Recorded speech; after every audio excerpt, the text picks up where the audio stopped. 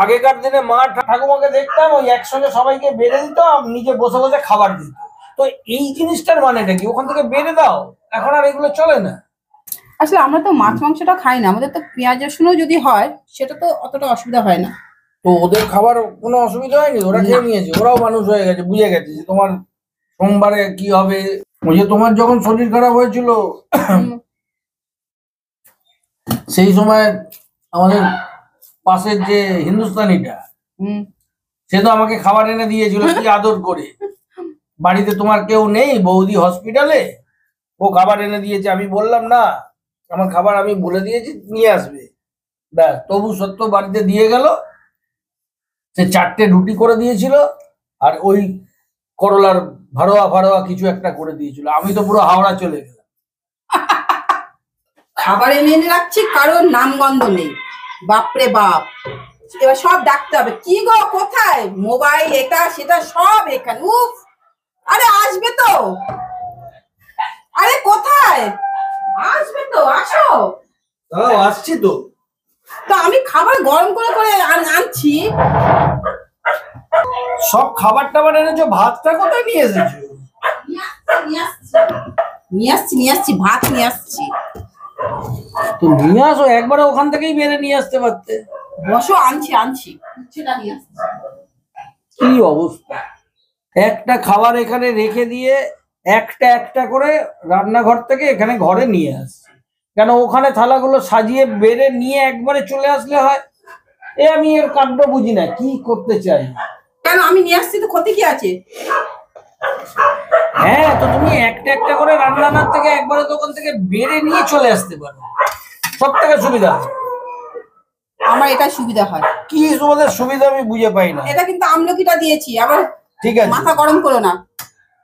এ তো সেই আগেকার দিনে মা ঠাকুমাকে দেখতাম ওই একসঙ্গে সবাইকে বেড়ে দিত, নিজে বসে বসে খাবার দিত। তো এই জিনিসটার মানেটা কি? ওখান থেকে বেড়ে দাও, এখন আর এগুলো চলে না। আরে ঠিক আছে ঠিক আছে, আগেকার দিনে মানুষ চেয়ে চেয়ে খেত, এখন তো আর কেউ মানুষ চেয়ে খায় না। যা দিল একবারেই হয়ে গেল।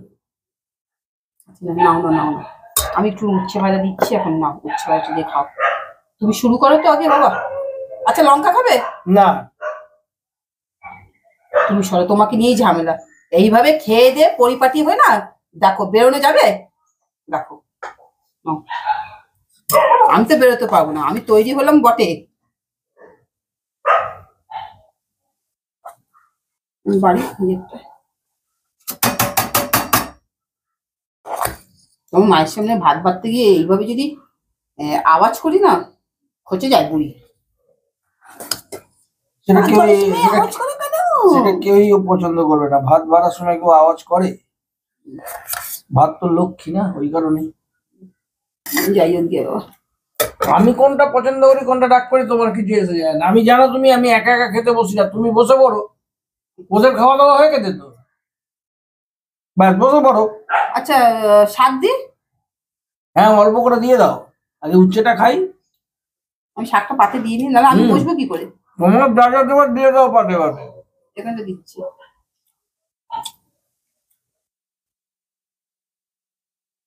বাহ, আজকে তো অনেক রকমের রান্না করেছো।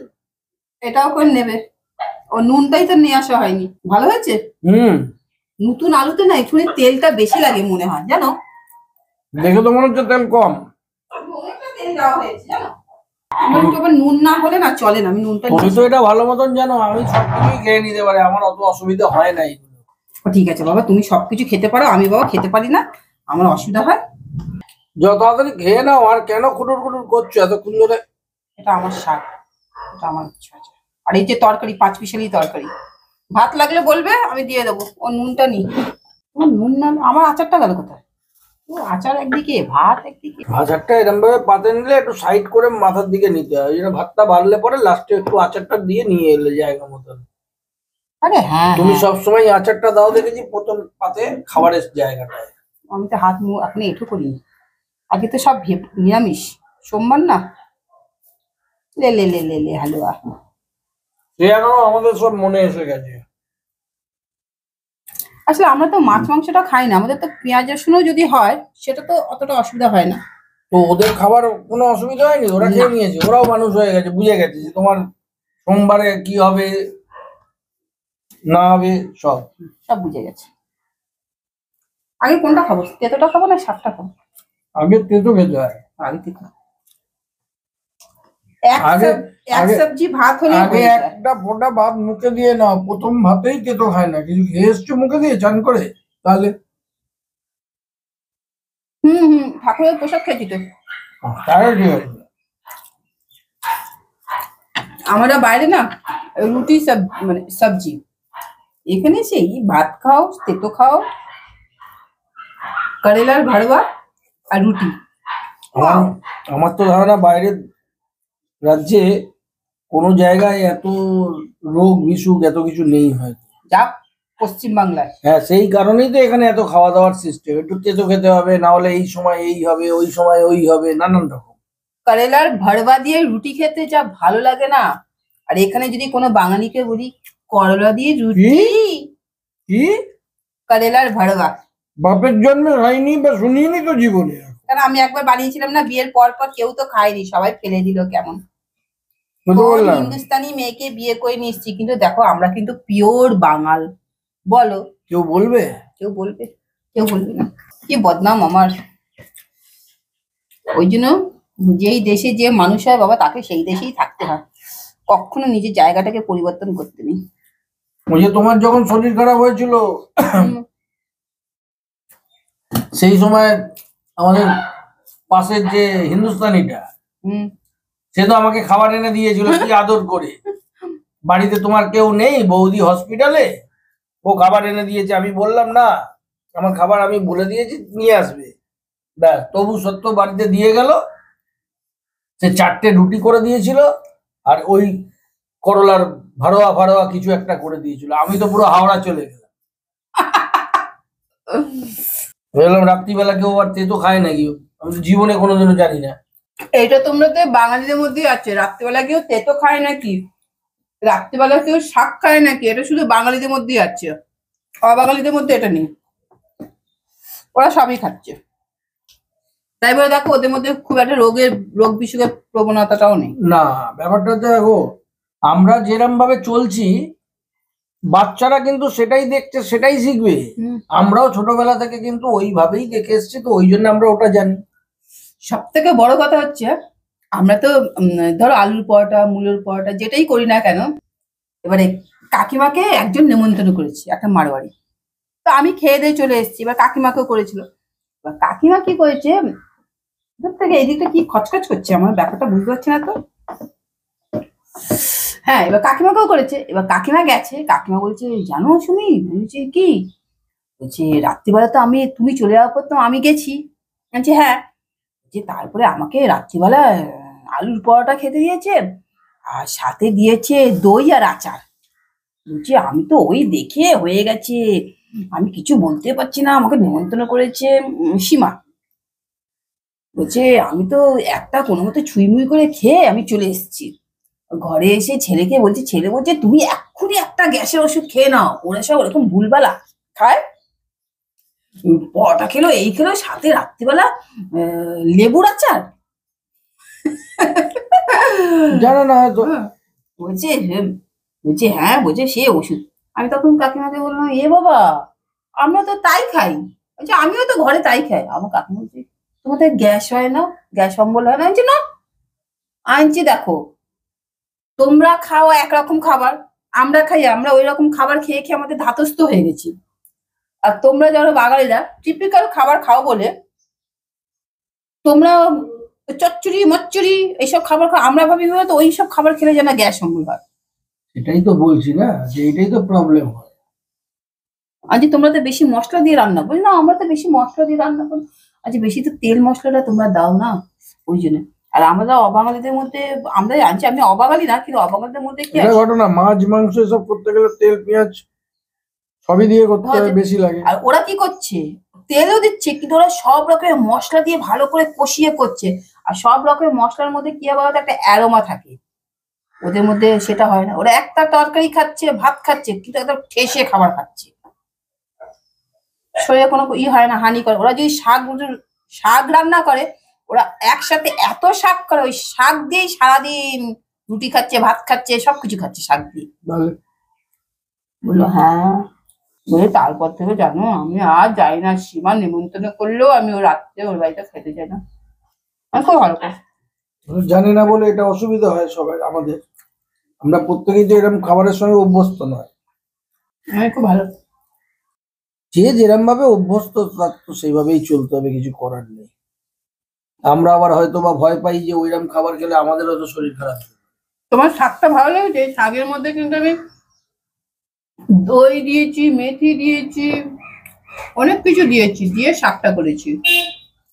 বাঁচার পরে এই খাবার রান্না করার পরে কি আর খেলে আর ওইসব বোঝা যায়? কিন্তু শাকটা অন্যরকম হয়েছে বলো। শাকগুলোর ডাঁটাগুলো কত বড় বড় কেটেছো কেন? তুমি জানো না আমি ডাঁটা বাটা খাই না। আরে আমি শাকটাকে কাটি না, শাকটাকে অ্যাকচুয়ালি কি হয় বলতো, আমরা সেদ্ধ বসিয়ে না একদম ধিমি আছে সেদ্ধ বসিয়ে দিয়ে চলে যাই, ও সারাদিন নিজের মতো করে সেদ্ধ হবে। এবার ওই সময় এসে কেউ মনে হয় গ্যাসটাকে বন্ধ করে দিয়েছে, তারপরে ভালো করে ডাল ঘুটনি দিয়ে ঘুটি দিই। কথা বুঝলে? হুম। তোমরা তো শাকটা কাটো ঝিরিঝিরি করে, ওরকম করে ঝিরিঝিরি করে শাক কাটতে গেলে তো আঙুল মাঙুলে মাথা সব কেটে যাবে। হ্যাঁ, ওই তো তোমার এই তো ব্যাপার। তো সেই জন্য, আর ওই জন্য শাকের ডাঁটাগুলো একটুখানি আছে। এটা দিয়ে দই টই দিয়ে পেঁয়াজ টেঁয়াজ দিয়ে ই করলে না হেব্বি লাগে রুটি দিয়ে খেতে। এই শাকটা রুটি দিয়ে খেতে খুব ভালো লাগবে।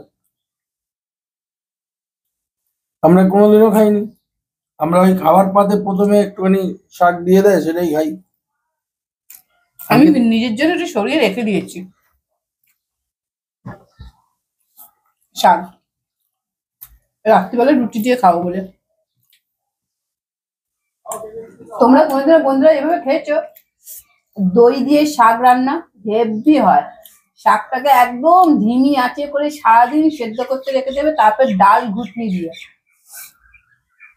ফোড়ন টোড়ন দিয়ে রান্না যে কি টেস্ট হয় না মানে শাকটার, কি বলবো।